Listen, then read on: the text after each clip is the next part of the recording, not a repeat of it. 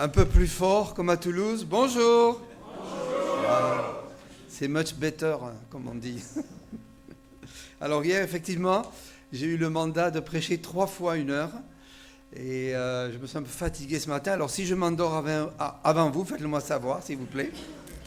Non, je pense que ça va aller, par la grâce de Dieu. On a prié, mais j'étais touché par la présentation, les cantiques, et je me disais, ouais, j'aurais dû prêcher un message sur l'amour. Et puis notre frère Samuel arrive, il parle de la prière. Ah ouais, j'aurais dû prêcher un message sur la prière et le jeûne. Eh bien non, je vais prêcher sur l'évangélisation, atteindre le monde pour Christ, si vous voulez bien. Je sais que vous faites de l'évangélisation. Samuel m'a partagé des sorties que vous avez régulièrement, et puis la venue des étudiants de Nogent pendant 10 jours, et je me réjouis de cela, et que le Seigneur vraiment bénisse votre assemblée, et nous allons prier. Et peut-être c'est un rappel ce matin, je suis pas sûr, je ne crois pas que j'ai déjà prêché ce message ici, je crois que je l'ai prêché quand je suis arrivé du Québec il y a à peu près 30 ans, à la journée fraternelle. Alors bon... peut-être quelques illustrations reviendront que vous avez entendues, je ne sais pas, mais espérons que les quelques paroles que ce matin Dieu va nous adresser vont nous booster, comme on dit en québécois, nous encourager dans notre évangélisation personnelle. Prions. Notre Père Céleste, tu places devant nous un texte qui est simple, mais tellement précieux. Aide-nous à ne pas être des auditeurs oublieux, à être des auditeurs attentifs et à mettre ta parole en pratique. Merci de renouveler nos forces et que ton nom soit glorifié au siècle des siècles. Amen. Un jour, qui a connu parmi nous l'évangéliste Alain Choisquier? Vous pourriez lever la main? Quelques-uns quand même. Ah, bon. Alors, c'est pas beaucoup, mais c'était un cher ami que j'ai surtout connu au Québec. Et il venait prêcher. J'ai vu des réunions où il y a 60 personnes qui ont accepté le Seigneur. C'était un temps de réveil au Québec. Et j'ai beaucoup aimé ce frère-là. Et on a eu beaucoup de discussions ensemble. Et quand on a déménagé de retour en France, il est venu évidemment prêcher à Toulouse, etc. Et un jour que je l'accompagnais en voiture, on discutait ensemble. Et je lui disais, mais tu sais, je suis en train de lire un livre d'un théologien qui parle de la croix. Mais c'est tellement compliqué. C'est un mélange de philosophie et pourtant c'est un grand théologien et vraiment j'ai arrêté de lire. Il me dit, ah oui, il me dit, tu sais Michel, la différence entre un bon et un mauvais théologien? Je dis, ah bon? Il me dit, oui, un bon théologien c'est celui qui simplifie tout ce qui est compliqué. Et un mauvais théologien c'est celui qui complique tout ce qui est simple. Alors j'espère ce matin qu'on va être assez simple pour faire passer le message de Dieu, parce que les paroles du Seigneur Jésus sont simples. C'est nous qui sommes compliqués, vous ne trouvez pas? Et parfois, on ne pratique pas, on n'obéit pas à ses commandements parce que nous compliquons nos vies et que nous n'allons pas à l'essentiel. Je me souviens quand j'étais étudiant, petite anecdote, ici en théologie à Paris, on allait faire des porte-à-porte et un jour je frappe à la porte de quelqu'un, il me dit « Qu'est-ce que vous voulez ?» Puis j'ai senti que le monsieur n'était pas très de bonne humeur. J'ai dit, je voudrais vous parler de Dieu, monsieur. Il me dit, oh non, non, ça ne m'intéresse pas. Je suis athée, Dieu merci. Alors, il y a peut-être plus d'espoir que ce qu'on pense dans l'évangélisation. J'ai un voisin qui était ingénieur Airbus, qui travaille maintenant dans le bâtiment, enfin, il fait des expertises dans le bâtiment, il a changé. Il rénove un bâtiment en face de ma maison. Il travaille là depuis des années, il est seul, mais il fait tout lui-même parce qu'il aime bricoler, Et un jour, je vais chez lui, il m'invite à un apéritif. Bon, j'ai accepté. Et alors, on s'assoit, tout ça. Puis, à un moment donné, je me sens poussé à prier pour lui. Alors, il est athée, hein. Et je me dis, mais Seigneur, là, prier devant lui, il est athée. Et puis, je dis, oh, le Seigneur me reprend. Et je me sentais vraiment poussé à prier pour lui. À la 3e fois, poussé par le Seigneur, je lui dis, tu sais, David, je voudrais prier pour toi. Il me dit, oh, si tu veux. Je pense qu'il pensait que j'allais prier à la maison pour lui. J'ai dit, non, mais écoute, là, je voudrais prier, mais pour toi, là. Oui, tu sais, moi, je suis libéral, l'air de dire, je suis ouvert à tout. Non, mais je veux prier pour toi, là, maintenant, là. Ah bon? Alors, oui, puis je prie. Et je savais pourquoi, j'ai su pourquoi Dieu m'a inspiré à prier, parce que la prière n'est pas venue de moi, je peux vous dire. J'ai dit des choses auxquelles je n'avais jamais pensé. Il a eu la larme à l'œil. Un athée, quelque part, confondu par l'amour de Dieu. Et si nous sommes motivés par l'amour de Dieu dans notre évangélisation, peut-être Dieu va ouvrir des portes qu'on ne peut pas imaginer. Je me souviens un autre voisin, parce qu'évidemment j'évangélise mes voisins, comme vous évangélisez vos voisins vous aussi, un Africain, alors lui aussi construisait sa maison, enfin il rénovait sa maison, et finalement, bon, je rejoue au tennis parce que j'ai vu que c'était peut-être le moyen d'avoir un pont avec lui, et je lui avais déjà parlé du Seigneur, mais j'attendais le moment favorable pour l'amener au Seigneur. Et je ne savais pas quand, j'avais une petite brochure de temps en temps, j'arrivais chez lui, il y avait toujours quelque chose qui se passait. Je ne pouvais jamais lui présenter clairement le plan du salut. Et à la fin de la partie de tennis, on s'assoit, et là sur le banc, je lui montre ma petite brochure, les 5 pas vers le ciel. Je dis voilà, Jésus t'aime, et puis à un moment donné, il est question de la destinée éternelle, êtes-vous en route pour le ciel ou l'enfer? Il lit les versets, il dit oui, ben écoute, j'ai dit, et toi, Ghislain, où vas-tu? Il m'a dit, ben écoute, d'après le verset, là, je suis perdu, je vais en enfer. J'étais étonné qu'il comprenne rapidement. Et finalement, il a accepté le Seigneur là, sur le banc de notre petit tennis, là, notre petit village, 350 habitants. Dieu doit nous surprendre.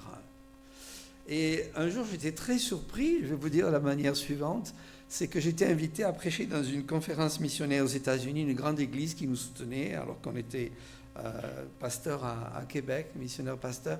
Une église de 700 personnes, et on m'invite à prêcher. Et on me donne le thème Matthieu 28, ce sujet-là. Et je lui dis, mais attends, moi, Matthieu 28, mais combien de fois cette église a dû recevoir un message sur Matthieu 28? Qu'est-ce que je vais pouvoir dire? Et j'étais dans mon salon en train de méditer cela, et le Seigneur m'a donné le message comme ça. C'est bon hein, quand on est prédicateur, que le message vient comme ça, hein, parce qu'il faut étudier quand même, mais bon. Ceci dit, le plan m'a été donné comme ça, et quelque chose de très simple.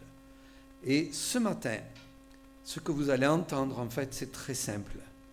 Mais est-ce que nous le pratiquons? Et nous allons lire ce passage et vous expliquer pourquoi, quelque part, le message est très simple, en fait. Le message de Jésus-Christ est toujours simple, mais nous avons parfois tendance à compliquer le message ou à compliquer nos vies pour ne pas pratiquer ce qu'il nous demande. Les 11 disciples allèrent en Galilée sur la montagne que Jésus leur avait désignée. Quand ils virent, ils l'adorèrent, mais quelques-uns eurent des doutes. Jésus s'étant approché, leur parla ainsi, « Tout pouvoir m'a été donné dans le ciel et sur la terre. Allez, faites de toutes les nations des disciples, les baptisant au nom du Père, du Fils et du Saint-Esprit, et enseignez-leur à observer tout ce que je vous ai prescrit. Et voici, je suis avec vous tous les jours jusqu'à la fin du monde. » Il est question ici des dernières paroles de Jésus, c'est important. Et on appelle ces paroles le mandat de Jésus aux 11 disciples. Je veux dire, moi, ça, je trouve ça difficile, l'évangélisation. Mais si on regarde les gens qui ont entendu ce mandat, les 11 disciples, évidemment, c'est un mandat qui ensuite a tremplin au travers de l'Église. C'est le mandat de l'Église aujourd'hui. Les 11 disciples n'étaient pas parfaits. Je veux dire, moi, j'ai du mal à évangéliser, je ne suis pas parfait. Mais les 11 disciples n'étaient pas parfaits, ils avaient leurs faiblesses. Pierre avait renié Jésus 3 fois. Thomas avait des doutes. Et puis, quand Jésus est mort, crucifié à la croix, ils se sont tous enfuis. Et puis, où est-ce que Jésus les retrouve? En train de retrouver leur premier travail. Ils avaient oublié toute la vocation, tout l'enseignement de Jésus. Ils étaient allés à la pêche. Et Jésus est apparu. Alors Pierre l'a reconnu, et puis il y a eu une pêche miraculeuse, et puis là il y a eu l'appel, le renouvellement de la vocation de Pierre, et aussi le mandat de Jean, etc. En fait, les disciples étaient des gens comme nous, des gens faibles, bien incapables. Alors on va dire que cette mission est impossible. Le mandat de Dieu a un appel, aller, à une vision, les nations, à un programme, faire des disciples. Et si vous voulez avoir une part dans l'évangélisation du monde, nous devons apprendre à répondre à l'appel de Dieu, à avoir la même vision que lui, les nations, le monde, et puis le programme de Dieu à le suivre qui est de faire des disciples. Voyez-vous, Jésus nous a laissé un mandat très simple, mais est-ce que nous le pratiquons? Est-ce que nous avons vraiment une part dans l'évangélisation du monde parce que nous avons répondu à l'appel de Dieu? Nous avons la même vision que lui, le monde perdu, et nous suivons son programme qui est de faire des disciples. Alors oui, on n'a pas besoin d'être un héros pour évangéliser. Même Charles Studd disait qu'avant d'être un héros, pour faire quoi que ce soit pour le Seigneur, on est d'abord un zéro. Et quand on est zéro, c'est bon signe, parce que ça veut dire qu'on croit à la parole de Jésus qui a dit en Jean 15, « Sans moi, vous ne pouvez rien faire ». Oui, le mandat est impossible, à moins que nous nous confions en Dieu et en ces deux promesses qu'il nous laisse ici, dans ce passage, qui est son pouvoir, sa puissance. Tout pouvoir m'a été donné dans le ciel et sur la terre, sa présence. Et voici, je suis avec vous tous les jours jusqu'à la fin du monde. Et j'aimerais illustrer cela par deux anecdotes qui me sont arrivées. C'est bon de partager des fois des anecdotes, des illustrations pour souligner certaines vérités de la parole de Dieu. Alors, une jeune fille, un jour, frappe à la porte chez moi. C'était un dimanche après-midi, vous savez, bon, le matin c'est le culte, le midi on reçoit des gens, l'après-midi peut-être c'est un peu de repos. Quelqu'un frappe à la porte comme ça, en début de l'après-midi, ouvre la porte avant que j'arrive à la porte. Et je vois une demoiselle, elle ouvre comme ça la porte, elle dit « Qu'est-ce qu'il faut faire pour être sauvé ?» Ça vous est déjà arrivé ça? Moi ça m'est arrivé qu'une seule fois dans ma vie. Qu'est-ce qu'il faut faire pour... bonjour, je commence à... Mais bonjour, elle ne m'a même pas dit bonjour. Bonjour, ben écoutez, asseyez-vous mademoiselle, etc. Elle m'a dit, oui, j'ai rencontré un de vos membres, alors il s'appelait Daniel, il venait juste de se convertir, et il lui avait expliqué sa conversion, mais il dit, écoute, là je t'ai dit tout ce que je sais, maintenant va voir mon pasteur, il va t'expliquer plus. Donc elle est venue précipitamment, et c'était urgent dans sa vie, c'est vrai. Alors asseyez-vous, elle s'appelait Diane.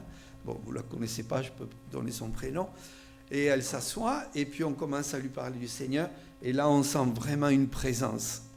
Et vous savez, des fois, ça arrive qu'on sent la présence du diable en face des gens qu'on veut gagner au Seigneur. Et alors, on identifie cela. Ma femme, sans qu'on se dise un mot, elle a vite compris. On avait le même sentiment, elle est allée téléphoner pour faire une chaîne de prière avec les gens de l'église, on avait une chaîne de prière. Et cette jeune femme nous a expliqué dans sa vie ce qui s'était passé. À l'âge de 14 ans, elle avait été rejetée par ses parents. Et pour vivre, elle s'était prostituée. Et puis elle avait en plus ajouté des pratiques d'occultisme. Et quand on a voulu prier avec elle, parce qu'elle était désireuse d'accepter Jésus-Christ, d'être délivrée, il y avait toute une présence là qui était évidente. À cause de la prière, à cause du fait que notre autorité ne vient pas de nous, mais du Saint-Esprit, de Jésus-Christ, nous avons chassé l'ennemi. Elle me souvenait toute ma vie, elle s'est mise à genoux, elle a prié, elle a accepté le Seigneur. Elle était complètement transformée. Après, ma femme a dû aller quand même dans chez elle et vider pratiquement toute sa garde-robe. Avec un frère, on est allé aussi chez elle où il y avait eu la pratique d'occultisme parce qu'elle entendait encore des bruits. Et tout ça a été purifié par le sang de Jésus-Christ. Parce que notre autorité ne vient pas de nous. Elle vient au nom de Jésus-Christ. Il y a une puissance dans le nom de Jésus-Christ. Pierre Van Worden était un étudiant, je ne sais pas si vous avez connu les plus anciens, Pierre Van Worden, un Hollandais qui parlait 7 langues, qui a évangélisé le monde. Et il était étudiant à Beatenberg en Suisse. Et à un moment donné, il se promenait, et Beatenberg c'est sur une montagne suisse, et l'Institut biblique est proche sur une montagne, mais proche d'un précipice. Et tout d'un coup, alors qu'il marchait dans le parc, il s'est senti poussé à se jeter, à se suicider, vous vous rendez compte ? Il était étudiant.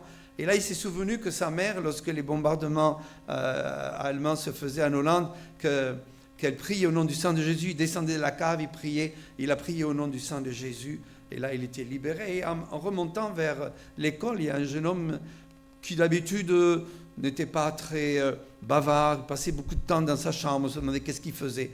Il dit, Pierre, qu'est-ce qui se passe? Il dit, oui, écoute, j'ai vécu quelque chose de terrible. Il dit, oui, je sais. Comment tu sais? Mais oui, j'étais en prière dans la chambre. Et Dieu m'a dit, prie Pierre pour Pierre, parce qu'il est attaqué. Voyez-vous, nous avons besoin les uns des autres. Dans ce combat spirituel, le sang de Jésus a une puissance. Je me souviens, lorsque j'ai fait mon service militaire, pour illustrer un peu sa présence, tant que je parlais de football, de bien des choses, j'étais bien tranquille. À partir du moment où j'ai lu ma Bible, j'ai même fait un article. Moi, j'avais fait une spécialité en tant qu'architecte sur l'énergie solaire et je pensais pouvoir écrire dans le journal de la caserne quelque chose sur l'énergie solaire. Puis ils m'ont dit, ah non, mais toi, tu parles toujours de la Bible, tu vas écrire quelque chose sur la Bible. Alors j'ai écrit 1500 soldats dans la caserne, je vous dis pas après les retours de manivelle que j'ai eus après avoir écrit cela. Des moqueries comme c'est pas possible. Et à un moment donné, j'en pouvais plus. Je suis sorti, je suis allé dans un parc, je priais, je dis Seigneur, là, écoute, j'annonce ton évangile, et puis je suis persécuté. Et puis tout d'un coup, j'ai senti sa présence, j'allais dire du sol au plafond, dans le sens que Dieu m'a rempli. Il m'a dit oui, mais je suis avec toi. Nous avons besoin, tout ça pour illustrer que nous avons besoin de cette autorité déléguée qui est Jésus-Christ en nous et sa présence. Et cette mission impossible d'obéir au mandat, elle est rendue possible, pas à cause de nos forces, mais par sa puissance, sa présence. Mais le voulons-nous vraiment? Alors on va regarder ensemble ce qu'est l'appel de Dieu, ce qu'est sa vision, et puis son programme, et j'espère pouvoir aller assez rapidement dans tout cela. Alors l'appel de Dieu, tout d'abord, c'est un appel qui s'adresse à tous les chrétiens. Alors je pense que vous avez le PowerPoint, merci à Thomas qui le passe, ça m'évite de manipuler quelque chose d'autre que mes notes là. En fait, l'appel de Dieu s'adresse à tous les chrétiens. On est sauvés pour servir. Vous savez, l'armée du salut, quand on les a appelés l'armée du salut, d'ailleurs, ce n'est pas eux qui sont appelés l'armée du salut, c'est des gens extérieurs à toute l'équipe de William Booth qu'on les a appelés l'armée du salut parce qu'ils prêchaient vraiment le salut. Alors, ils avaient des vêtements, un peu de militaire, avec sur le revers de la veste, ici, un S d'un côté et un S de l'autre, sauvés pour servir. Et puis, ils servaient aussi, le S voulait dire la soupe, parce que les gens étaient bien malheureux dans cette époque en Angleterre, et ils étaient souvent en manque de nourriture, ils étaient très pauvres, alors on leur servait la soupe. Et puis, des fois, ils ne sentaient pas très bon, et puis ils étaient démunis, alors on leur servait aussi un savon pour se laver, et puis s'habiller. Sauver pour servir, soupe, savon. C'est ça que voulaient dire les deux lettres de l'armée du salut, SS. C'est la vraie armée du Seigneur, SS, d'accord. Sauver pour servir. Nous sommes tous appelés à servir le Seigneur en gagnant des âmes. Avez-vous vraiment un fardeau pour le salut des âmes? Êtes-vous en train de prier pour quelqu'un qui ne connaît pas le Seigneur, un voisin, un parent? Avez-vous vraiment une prière qui monte vers Dieu et qui le supplie de sauver quelqu'un? Vous savez, on a tendance à dire « Ah non, mais c'est les autres qui ont le don d'évangélisation. » Mais regardez bien, moi. Dans la Bible, le don d'évangélisation n'existe pas. Pourquoi? Parce que ce n'est pas un don, c'est quelque chose à laquelle Dieu nous appelle tous. Vous serez mes témoins. Vous recevrez une puissance, le Saint-Esprit, si vous êtes nés de nouveau. Vous avez ce même esprit, n'est-ce pas, qui a créé les cieux et la terre, qui s'est mu lors de la création. Ce même esprit habite dans vos corps. Et Dieu nous en rend responsables pour en être remplis de cette puissance. Pour évangéliser, vous recevrez une puissance. Et ici, le mot grec a donné le mot français dynamite. Et Alain Choquet, ce cher évangéliste, disait la France du béton, mais l'évangile de la dynamite. Et c'est vrai que parfois, il faut la dynamite de l'évangile pour faire bouger les cœurs les plus durs, n'est-ce pas? Mais nous sommes responsables d'évangéliser. Le don d'évangélisation n'existe pas dans la Bible parce que nous sommes tous appelés à évangéliser. Il existe le don d'évangéliste, c'est un don d'homme donné en Éphésiens 4, comme le don d'apôtre, de prophète, d'évangéliste, pasteur et docteur, mais c'est un don spécifique, don d'homme donné à l'Église. En fait, nous sommes appelés tous à évangéliser. Comment donc invoqueront-ils celui en qui ils n'ont pas cru et comment croiront-ils en celui dont ils n'ont pas entendu parler? Si nous nous taisons, ce n'est pas les témoins de Jéhovah qui vont gagner les âmes au Seigneur. Moi, je dis souvent, une fois j'ai rencontré les témoins de Jéhovah, j'étais bien patient, je les ai écoutés longtemps. Et j'ai su qu'après les avoir écoutés longtemps, si je devenais témoin de Jéhovah, je ne serais jamais sauvé, je n'aurais jamais l'assurance du salut, parce qu'ils ne l'ont pas eux-mêmes. Alors, qui va pouvoir annoncer cet évangile gratuit? Et c'est un appel précis, c'est un appel où il est écrit « aller ». Alors, dans le grec ici, ce n'est pas un impératif, c'est un participe présent, c'est « allant », tout en allant. Ça a l'air de l'évangélisation, c'est pas un jour de se dire je me lève, je dois aller, c'est un commandement, je vais bouger pour évangéliser. Non, ça doit être dans le cœur. Tout en allant, c'est une philosophie de vie permanente et quotidienne où on laisse le Saint-Esprit à nous donner des rendez-vous divins. Je peux vous dire que si vous priez tous les matins, que Dieu dans la journée vous donne quelqu'un à qui parler, vous allez avoir ce rendez-vous divin. Faites-le, je vous le dis, que ce soit dans le métro, dans la rue, un commerçant, un voisin, un collègue de travail, vous allez avoir une ouverture. Parce que Dieu veut qu'on parle. J'ai un peuple nombreux, tout en allant. C'est une question de philosophie de vie. La Bible dit, vous êtes le sel de la terre, la lumière du monde. Quel est le rôle du sel? C'est donner goût. Si notre vie est pleine de vie du Seigneur, elle va donner goût aux autres de goûter ce qu'on goûte. Et si on est plein de lumière, elle va rendre visible ce Dieu invisible. Parce que beaucoup de gens disent, mais Dieu, je ne le vois pas, etc. Mais il peut le voir à travers de vous si votre vie parle plus fort en Christ que le péché, que la vie mondaine. Nous sommes tellement pris par ce monde et Dieu a plein de rendez-vous divins. Le cher papa de Daniel, Roy, avec qui j'ai beaucoup voyagé quand j'étais sur le conseil d'administration de l'église, j'étais toujours très bien reçu ici d'ailleurs. Alors Roy, un jour on prend l'avion, on n'était pas ensemble malheureusement, et moi à la sortie de l'avion, j'ai dit, tu sais Roy, j'ai parlé à une jeune fille, elle était vraiment intéressée. Tout le long du voyage, je lui ai annoncé l'évangile. Il m'a dit, ah oui, mais écoute, tu sais quoi Michel, moi aussi, j'étais avec une dame.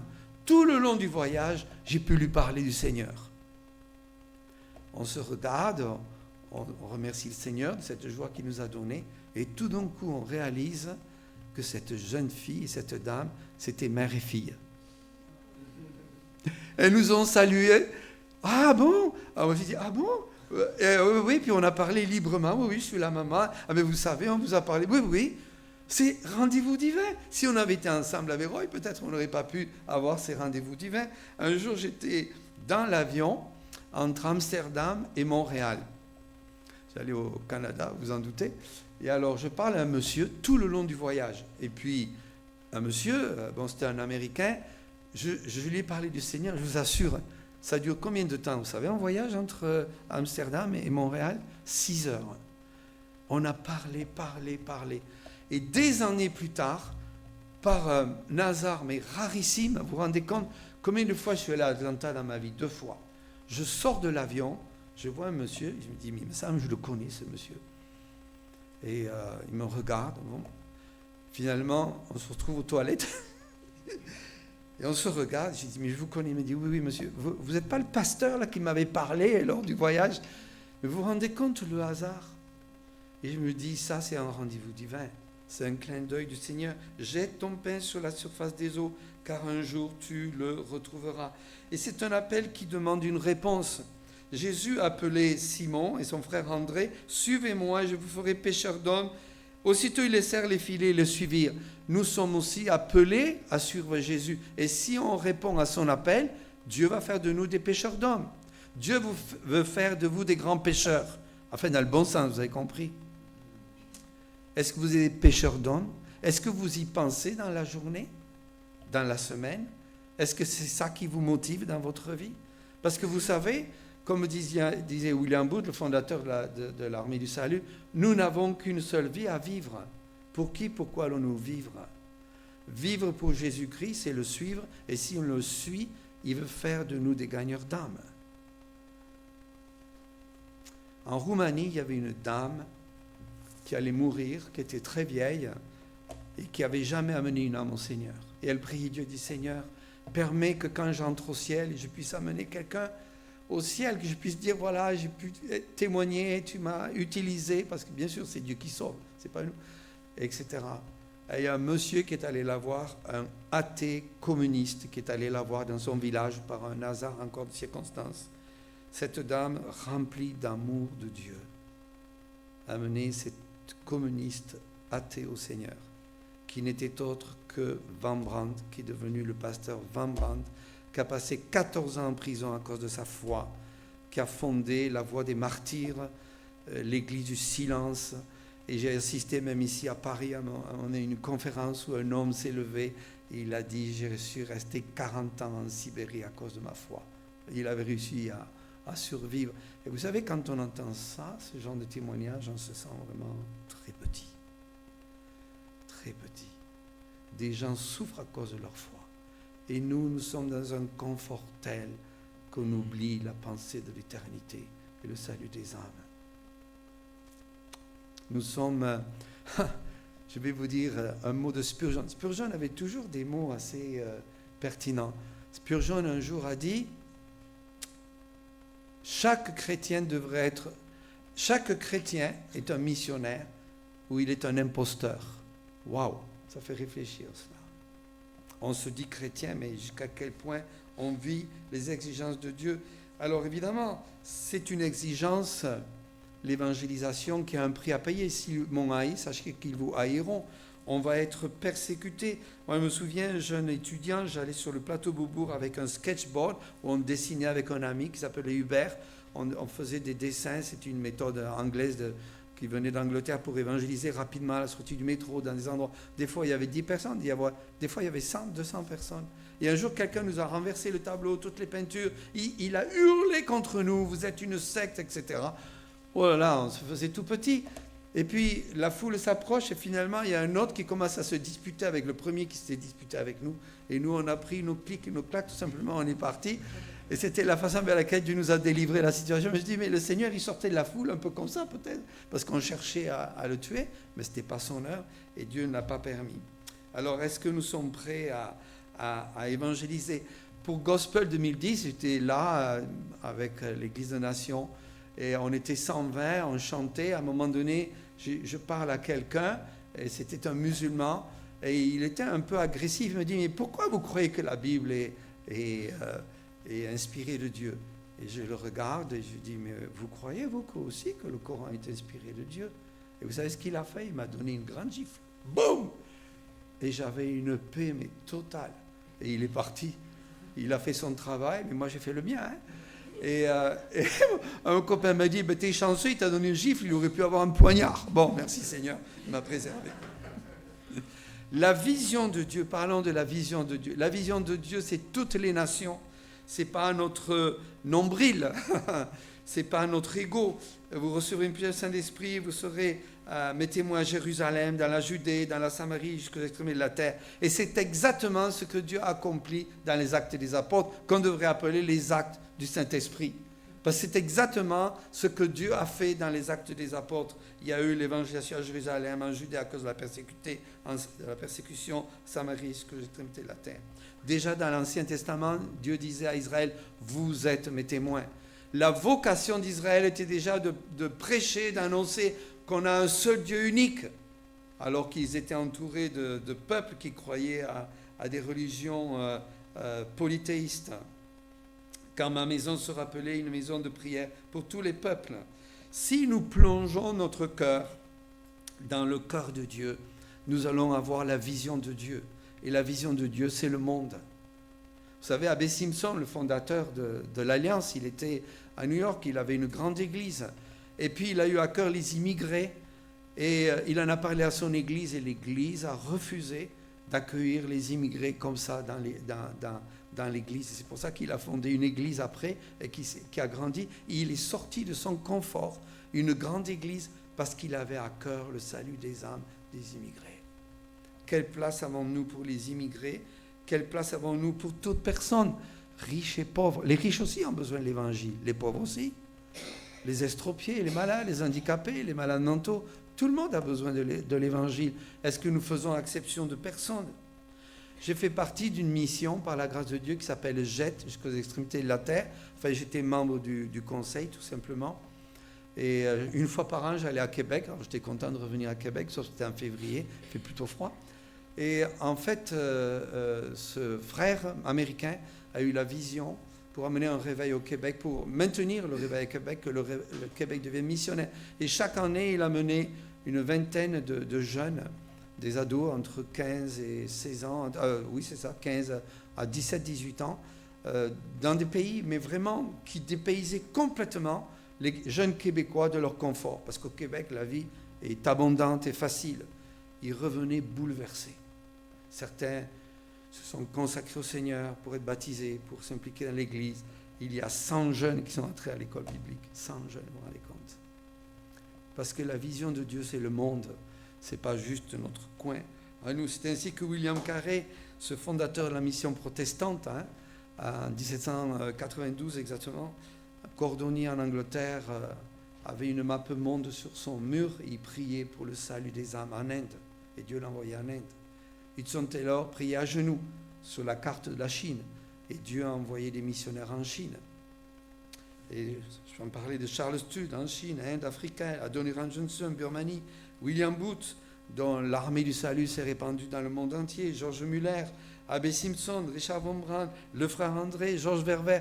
Mon épouse et moi, on a eu le privilège d'aller visiter notre fille qui est sur le Logos Hope. Elle a rejoint le bateau d'opération mobilisation en Afrique du Sud. Le bateau a remonté toute la côte ouest de l'Afrique. Ils ont traversé l'Atlantique.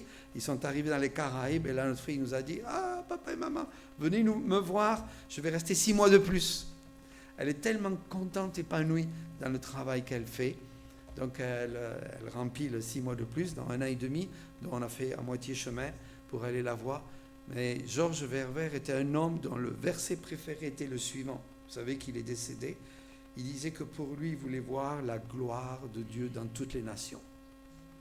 Notre vision doit être les nations. Et bien sûr, la moisson est grande, il y a peu d'ouvriers. Prie donc le maître de la moisson envoyer des ouvriers. Quand Jésus voyait la foule, il l'a trouvée languissante, comme sans berger. Jésus avait des yeux divins pour regarder les hommes tels qu'ils étaient. Si nous n'avons pas des yeux divins pour voir les âmes perdues, nous n'allons pas leur annoncer l'évangile.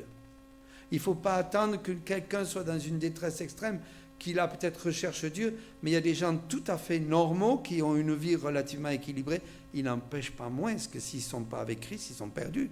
C'est une question de ciel et d'éternité et d'enfer. Quelqu'un qui n'a pas reçu le Seigneur Jésus-Christ est en route pour l'enfer.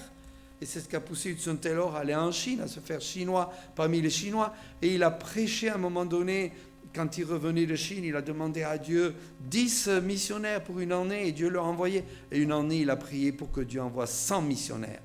Imaginez aujourd'hui une mission qui en une année envoie 100 missionnaires. Et souvent, vous savez comment ils partaient, missionnaires, ces gens-là, comme valise, ce qu'ils avaient comme valise, leur cercueil. Parce qu'ils disaient, ils mettaient tout dans un cercueil, au moins qu'on soit enterré dignement. Je vous assure, mais ces gens-là étaient prêts à payer un prix. Et ils partaient par la foi. Aujourd'hui, on a tellement de mal à vivre par la foi. Et pourtant, cette vision du monde, Jésus nous la donne. Cela est bon et agréable devant Dieu, qui veut que tous les hommes soient sauvés et parviennent à la connaissance de la vérité. Alors, ça commence là où on est. Oscar Smith, dans son livre « La passion des âmes », disait que plus le phare est intense à sa source, plus il porte au loin. Comment peut-on avoir à cœur la mission et le monde si là où on est, on n'a pas à cœur l'évangélisation de la famille? Vous avez un père, une mère, un frère, une sœur, un enfant qui n'est pas sauvé, mais mettez-vous à genoux, agonisez jusqu'à avoir leur salut. Vous avez un voisin, vous avez des collègues de travail, etc. Dieu nous appelle à évangéliser le monde. Et la troisième partie, qui n'est pas la moindre, et malheureusement, je vois que le temps passe vite. Votre horloge, elle est à l'heure, là? Je pense qu'elle a une erreur de 10 minutes encore, là. Donc. Ça, c'est présomptueux, n'est-ce pas? Excusez-moi. Mais j'aimerais... Ouais, merci. J'aimerais terminer avec un point tellement important que j'ai à cœur de vous dire, parce que ce n'est pas moi qui vous le dis, c'est la parole. Vous avez compris qu'il y a un appel quotidien évangélisé. Il y a une vision, sans exception de personne. Il faut que l'amour de Christ nous presse, parce que nous estimons que si un seul est mort pour tous, tous donc sont morts. Si on voit les gens, l'objet de l'amour de Christ à la croix, alors on est poussé à leur partager l'amour de Christ. Amen. Ça, c'est la vraie motivation. Mais le programme de Dieu, c'est de faire des disciples. En fait, la mission de Dieu nous est donnée pour qu'on fasse des disciples. Et j'aurais aimé avoir plus de temps, peut-être parler de ça, même si je le fais avec beaucoup de simplicité. Un disciple, c'est que ça vient d'un mot grec qui vient d'un verbe qui veut dire apprendre, étudier. Un disciple, c'est un étudiant de Christ. C'est celui qui apprend, qui est enseignable. Savez-vous qu'il y a des chrétiens, des fois, après un certain âge, qui sont plus enseignables ou qui s'endurcissent? C'est terrible, cela. Mais vous savez assez pour énoncer l'évangile. Mon ami là, qui s'était converti, jeune converti, a envoyé la jeune fille chez nous, il savait au moins Jean 3,16. Il savait assez pour pousser la jeune fille à vouloir être sauvée. Nous gardons des richesses en nous comme la mer morte qui est si riche et qui reçoit toujours du Jourdain les fleuves d'eau vive quelque part de la mer de Galilée. Mais arrivé à la mer morte, c'est mort. Il y a tellement un taux de sel élevé qu'on peut même rester debout. J'ai fait l'expérience. Et parfois, il y a des chrétiens qui sont comme des mers mortes. Ils reçoivent toujours. Ils ont des richesses enfouies. L'évangile, ils ne le partagent pas. C'est presque criminel, j'allais dire. Sans juger qui que ce soit. Dieu veut qu'on soit des gagneurs d'âme. Faire un disciple de Christ, ça amène une personne non seulement à la connaissance de Christ, mais aussi l'amener à lui ressembler. Amener quelqu'un, c'est gagner, puis ensuite le former. J'ai beaucoup aimé la série de Nine Marks de Mark Dever, l'église de Washington, l'église baptiste de Washington, peu importe. Il dit ceci, le discipulat, c'est aider les autres à suivre Jésus. J'ai bien aimé cette définition. Le discipulat est le fait de faire du bien spirituellement à quelqu'un pour qu'il ou elle puisse ressembler davantage à Jésus-Christ. Donc évidemment, le modèle doit ressembler le plus possible à Jésus-Christ, mais le modèle parfait qu'on veut suivre, c'est Jésus-Christ. Alors, rapidement, je vais essayer de résumer le plus possible, d'accord, vous me pardonnez, mais j'aimerais vous dire ceci, que pour gagner d'abord des âmes, il faut avoir un cœur de gagneur d'âmes. Il faut être motivé par l'amour de Christ et avoir du zèle. David Trotman, Dodson Trotman, le fondateur de Navigateur, c'était un camionneur qui s'est levé tous les matins à 5 heures avec un collègue pour demander à Dieu « Qu'est-ce que tu veux faire de nos vies ?» Et il a suscité ce grand mouvement, les navigateurs, qui ont suscité un réveil spirituel et le salut des âmes partout, notamment dans l'armée américaine, mais aussi dans les universités, dans les collèges, les lycées. Il disait ceci, n'importe quelle personne sauvée et qui sait comment on est sauvé a suffisamment de connaissances pour amener un autre au salut. Nous devons être poussés par l'amour de Dieu. On raconte que Moody se transformait en homme sandwich. Vous savez, un homme sandwich pour faire la publicité, je ne sais pas si à Paris ça existe encore, ça. Mais à une certaine époque, aux États-Unis, notamment à Chicago, il y avait des gens qui se promenaient, allaient manger le meilleur hamburger à tel fast-food. Ça vous dit quelque chose? Je ne fais pas la publicité. Et en fait, l'homme sandwich, Moody, il avait mis devant lui « Je suis fou de Jésus-Christ ». Ah bon? Et les gens le regardaient, se moquaient. Vous savez ce qu'il avait écrit derrière? « Et vous, pour qui êtes-vous fou ?» Il vaut mieux être connu pour être fou de Jésus-Christ qu'être fou de certaines idoles aujourd'hui qu'il y a dans le monde. Quelle est la place de l'idole dans nos vies et quelle est la place qu'on donne à Jésus-Christ? C'est une bonne question. Nous devons apprendre à prier comme John Knox qui s'était crié en parlant de son pays, l'Écosse, « Seigneur, donne-moi l'Écosse où je meurs ». Quand en Acte 12, l'Église priait alors que Pierre était en prison, il est écrit que l'Église ne cessait de prier, d'adresser à Dieu des prières. Mais dans l'original, ce n'est pas des petites prières du bout des lèvres. Et j'espère que dans vos réunions, vous allez prier du fond du cœur. Parce que là, c'est carrément le mot agoniser. Quand Paul priait, ce n'était pas les petites prières du bout des lèvres. C'était une agonie du cœur. C'était une agonie du cœur. Ceux qui sèment avec larmes moissonneront avec chant d'allégresse. Celui qui marche en pleurant, quand il porte la semence, revient à l'allégresse quand il porte ses gerbes. Bon, il y a beaucoup de versets qu'on pourrait dire. Mettez vos chaussures à vos pieds le zèle que donne l'évangile de paix. Former la personne, c'est la chose la plus importante. Billy Graham disait, le salut est gratuit, mais faire des disciples coûte chaque chose que nous avons. Même Billy Graham disait, reconnaissez dans ses appels, il disait, le salut, l'appel, résultat 5%. Le suivi, 95%. Quels sont les parents qui ont un bébé qui dit, écoute, bienvenue, maintenant tu te débrouilles, hein, tu vas grandir, prends ton biberon. Non, non. Moi, j'ai eu 6 enfants, 5 garçons, une fille. Enfin, une fille après 5 garçons, vous savez. C'est la persévérance des saints. On n'a jamais laissé un bébé dans son berceau en disant, bon, maintenant tu te débrouilles. Mais savez-vous, l'Église de Jésus-Christ doit apprendre à entourer ces jeunes croyants. C'est le sang nouveau de l'Église. Je me souviens de mon fils David, quand il a appris à jouer du violon. Il est allé chez un professeur, M. Le Tourneau, il s'appelait, à Québec, qui avait été chef d'orchestre, tenez-vous bien, de l'orchestre symphonique de la ville de Québec, qui avait été violoniste dans cet orchestre, en solo, je ne sais pas comment on peut dire. Et je l'ai vu prendre les doigts de David, mettre les petits doigts, lui apprendre à mettre comment poser le violon, comment tenir le violon, comment tenir l'archet, comment mettre ses petits doigts là, comment tenir le violon avec ses doigts pour commencer à faire quelques notes. Je me dis, mais cet homme, c'est un virtuose. Il prend le temps d'enseigner à notre fils de 4 ans, 6 ans, comment tenir un violon. Mais il avait compris que tout est au départ. Souvent, le jeune croyant, quand il est bien entouré, il manifeste vraiment ce qu'il va être.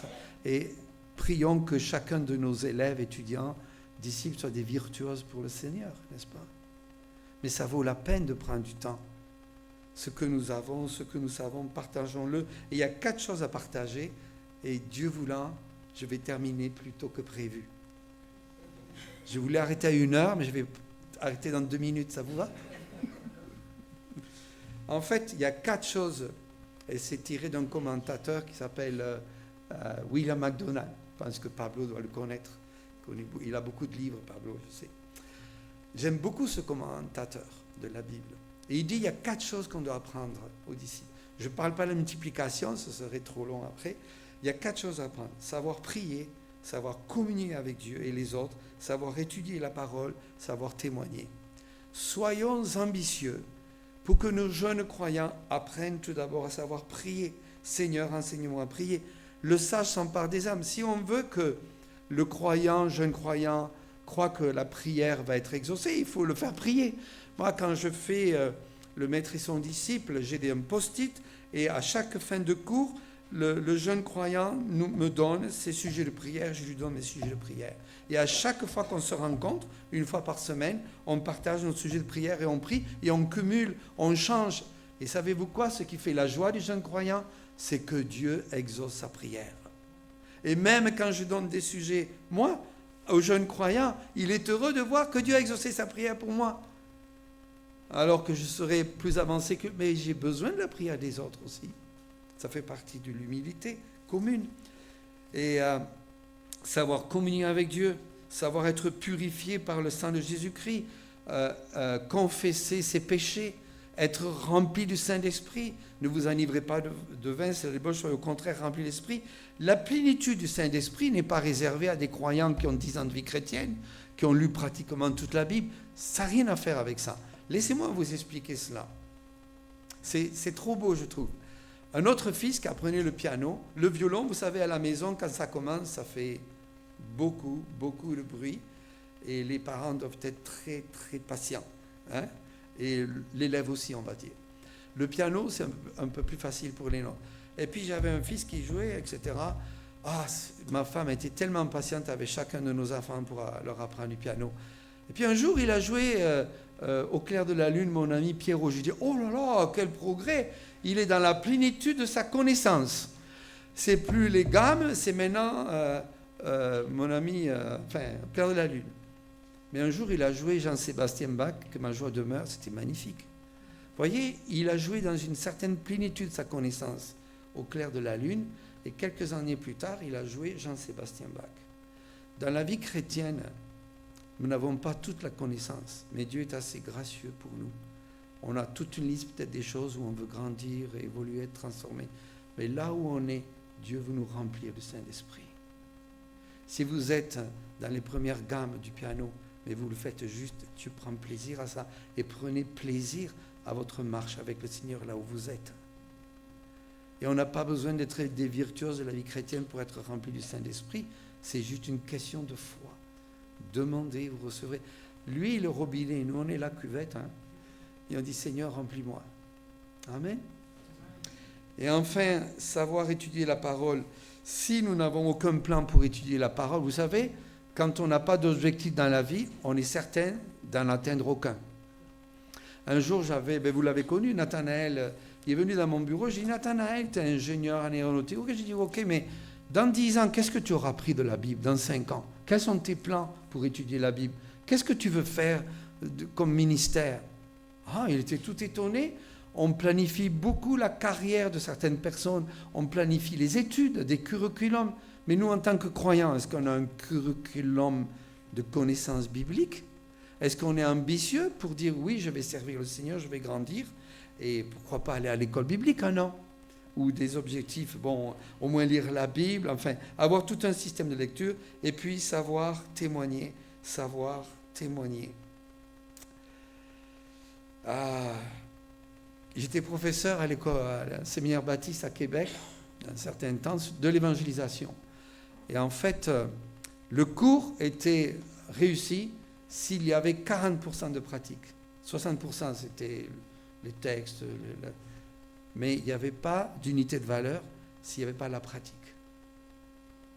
Savoir témoigner, ça s'apprend, mais aussi ça apprend aux autres. Et c'est en le faisant qu'on devient un bon témoin de Jésus-Christ. Bon, je n'ai pas le temps d'aller dans toutes ces choses-là. Et je vais vous prendre 1 minute 30 exactement de votre temps à l'instant. Vous êtes prêts? Mais ce n'est pas moi qui vais parler, c'est une petite vidéo. Et c'est une vidéo qui doit nous faire réfléchir sur nos priorités d'Église. Est-ce que nous avons les bonnes priorités? Et je vous laisse là-dessus. Que Dieu vous bénisse. Bon appétit, bonne assemblée générale. Que Dieu ouvre des portes pour vous et que vous ayez la joie de voir des âmes venir à lui. Amen. Que Dieu vous bénisse. Dieu vous aime. Et moi aussi. Merci de votre attention. On peut peut-être éteindre là pour mieux voir.